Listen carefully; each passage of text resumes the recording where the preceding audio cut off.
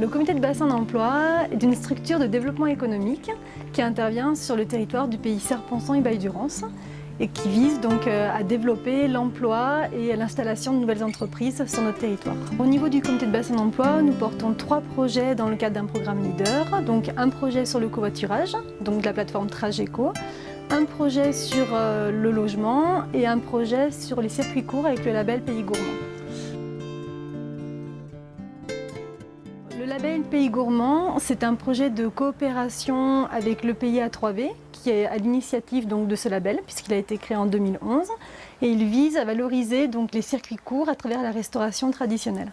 Concrètement, on va labelliser des restaurateurs qui vont faire l'effort d'introduire des produits locaux dans leur carte. Notre objectif n'est pas d'aider les agriculteurs à valoriser leurs circuits courts, mais d'aider les restaurateurs et les agriculteurs locaux à travailler déjà ensemble sur le même territoire. Aujourd'hui, on a déjà des restaurateurs qui travaillent avec les producteurs locaux, qui proposent déjà sur leur carte des produits du terroir, mais on a encore beaucoup à faire. On a vraiment à améliorer la qualité de notre restauration et à inciter les agriculteurs et les restaurateurs à travailler davantage ensemble. C'est pas toujours évident pour des agriculteurs de vendre en restauration, puisque c'est un petit peu plus contraignant au niveau des stocks et des approvisionnements qu'une vente en circuit court classique sur du marché. Par contre, on va être aidé de la Chambre d'agriculture justement pour les former et pour les aider à rentrer dans cette démarche. Alors ce programme associe l'ensemble de nos partenaires, c'est-à-dire toutes les chambres consulaires, mais également les associations de producteurs, les maisons de produits de pays, les offices de tourisme. On a essayé d'être le plus large possible sur le partenariat au niveau du label Pays Gourmand.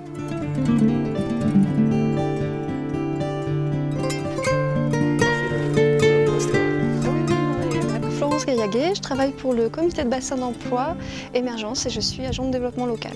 J'anime un projet de plateforme de covoiturage et d'information mobilité qui s'appelle Trageco. C'est un projet déjà qui a commencé en 2009, qui a été d'abord expérimenté dans la vallée de l'Ubaye en 2011 et on a été relativement agréablement surpris par la fréquentation du site et par le nombre d'adhérents.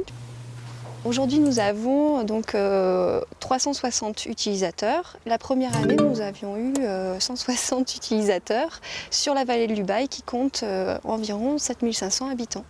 Sur le site, donc c'est exactement comme une plateforme de covoiturage classique.